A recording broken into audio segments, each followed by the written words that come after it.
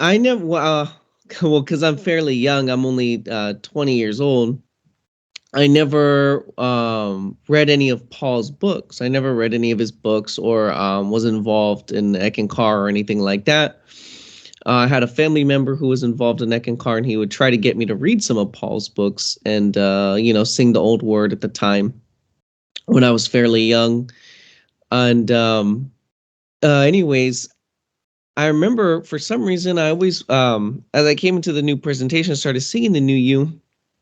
I always had this intuitive nudge. There was always this little nudge that I was getting to read one of Paul's books to kind of help me build my own little foundation. I can't say that's what everybody needs to do, because I will say that when you're reading the books, you really have to keep indifferent. And I'll share a little bit about that in a moment. But anyways, I always kept getting that intuitive nudge to keep reading Paul's books, specifically The Tiger's Fang. It caught my attention, I remember, and I thought it was no coincidence that certain individuals around me kept mentioning The Tiger's Fang. It just kept coming up, over and over. Even if I would try to let it go or forget about it, it would just come back up. People would ask me, "Well, have you read it?" And I would be like, "Okay, so there's something that I need to see in this book." So, anyways, I was reading it, and I wanted to say that yes, the references are old and certain things, but I did not realize that in reading the book of Paul's, and it would happen when I would read Duane's books as well, whether it was book 3, book 1, I would be having the experience also that within my awareness, I would get these little views that I was there too. For example, in the beginning of The Tiger's Fang, because I've barely just started it, I'm on page 20 something, I think, that he meets with Braham, or I think, yeah, Brahm, the governor of the one of the mental planes. I think it's in the Satlock, if I'm not mistaken. Anyways, he said he's standing there, and he's this tall being of bright light. And all of a sudden, I'm there. I can see in my awareness that I'm there, that I see this giant being in this giant room. And as he says, I'm Brahm, because in the book, that's what Paul had mentioned that he says was, I'm Brahm, and it shakes the whole world around him. There's a lot of gusto in the way that he says it. When he said that, because I was there in my awareness, it kind of shook the things around me. It felt like I could see my computer screen, because I'm reading it as a PDF file. I could see it almost like bent my computer screen. It was like bending the space around me. And I thought, that's pretty magnificent. That's pretty wonderful for this to be happening like this, This is something else.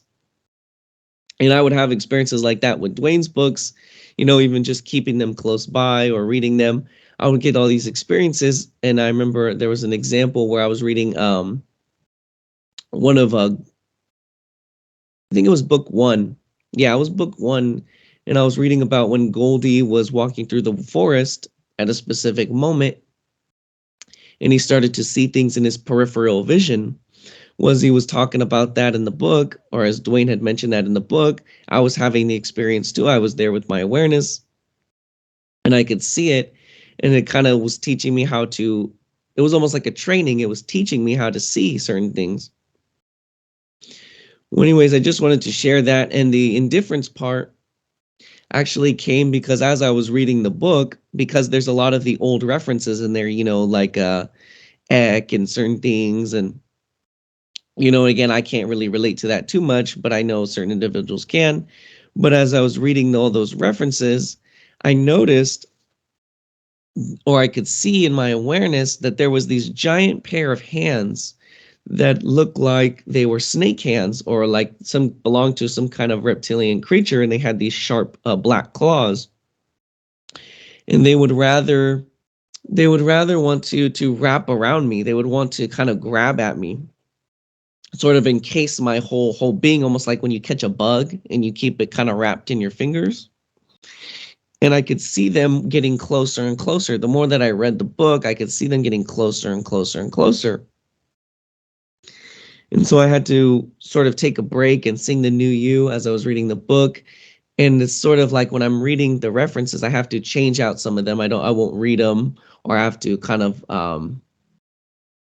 adjust it accordingly. Like, for example, if it says God, I'll just say, okay, well, that's the isness, because, you know, as it was referenced.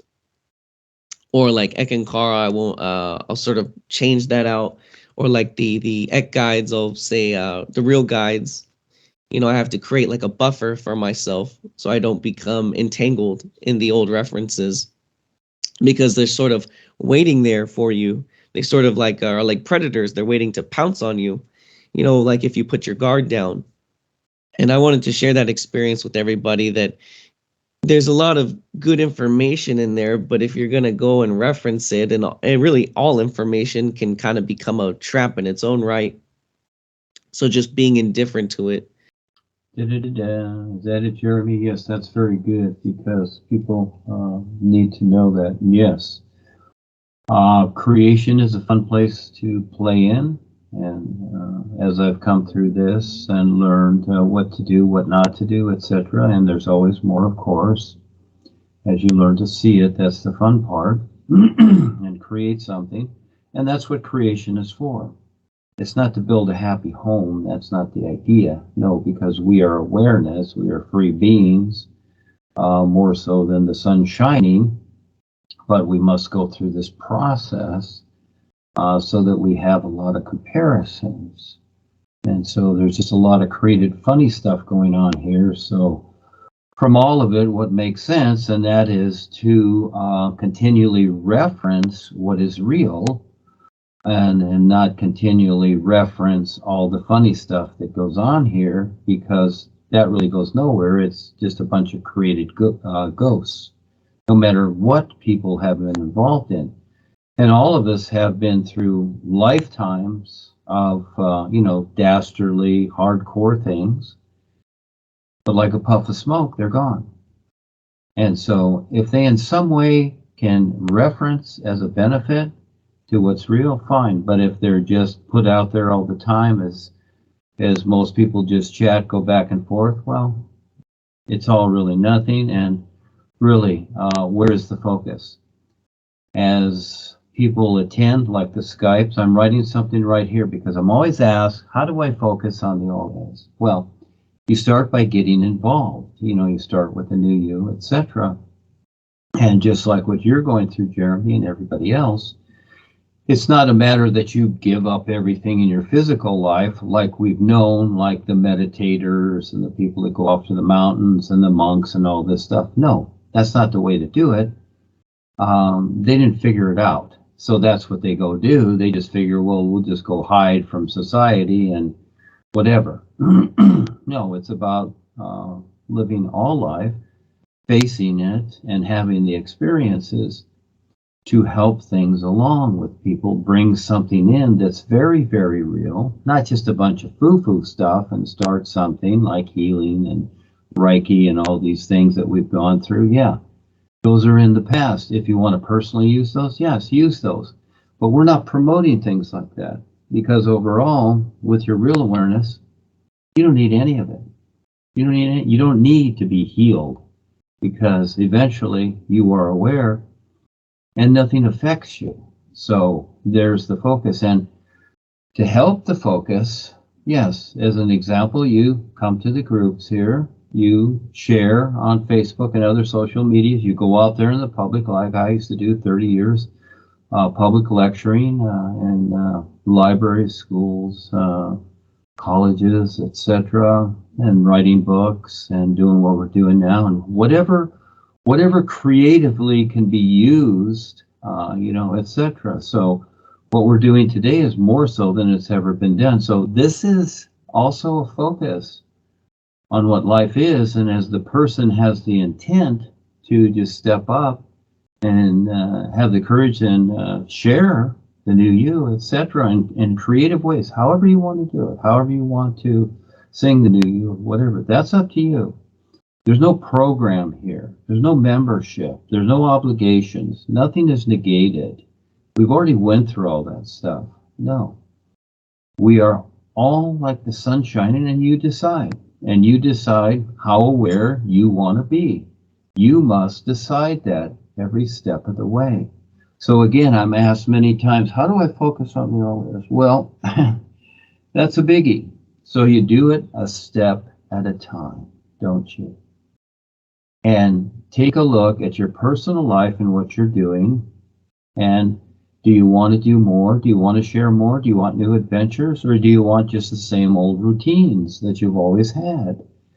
You know, eating dinner, going to sleep, getting up, watching TV, whatever it is, exercising, all these things. Fine, that's your choice. And then people will ask, well, how do I focus on the all-is? Well, you become involved, just like the real guides. Their focus is 24/7 on helping others become more aware. You see, that's how it works. And as you focus on helping others creatively become more aware, you know, without pushing them or talking them into it, it's not about that.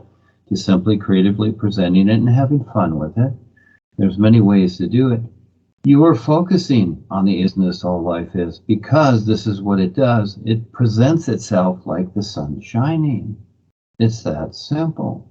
And so we've gone through a lot of schooling here. And all that stuff in the ancient past and what are very interesting, but it's all infiltrated. It's all full of yucky stuff now. And just like Jeremy's experience there. Yeah, Paul's books are fine as information only. And Paul knows then he doesn't care.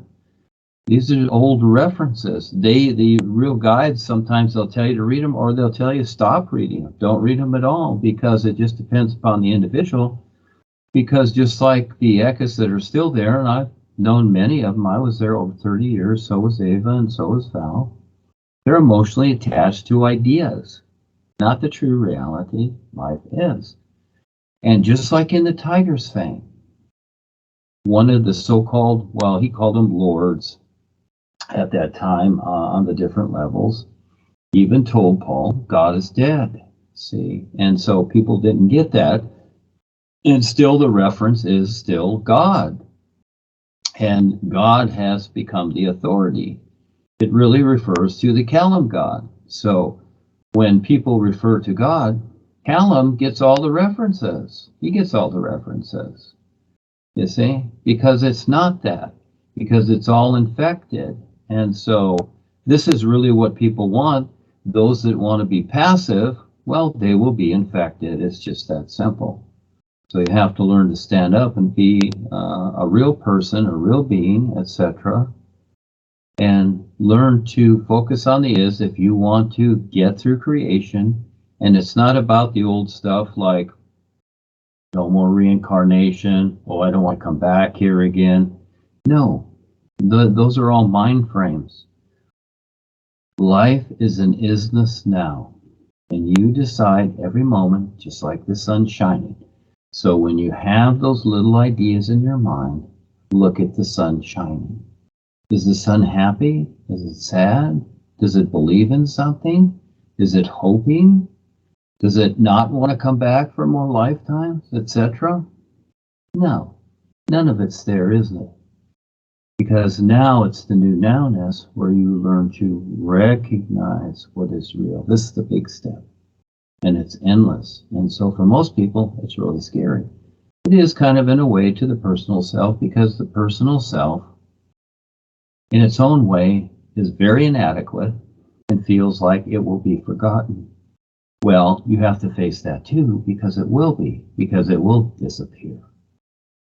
And so this is a real task of a challenge, but it's real. And it's more fun than anything, and eventually you have a real life where you're all aware and no more restrictions.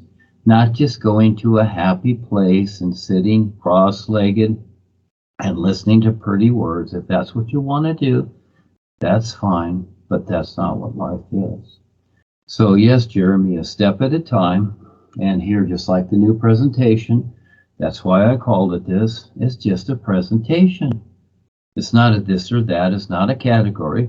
Paul started off as the spiritual thing to collect all the misunderstanding, you might say, and redo it in the spiritual realm as a reference for people, okay, to start off with. And as I went through, when Paul was here, Darwin was here, and Harold, I knew them all very, very closely, and Real Side too. I learned what not to do. That was the big lesson. That's why I was there so long. And I had fun there. It was good in the good old days. But I'm not going to refer to that. I'm not going to refer to the jollies or this or that or the anniversary of this or that. No, that's all made up stuff. What's so cool about life is that it's always new. So if you go through things here and you're happy, sad, or you trip and you fall and hurt yourself, whatever, yeah, cry and go through all of it. Get pissed off, start throwing things, whatever you decide. But at a certain point, you can start new. And none of it matters.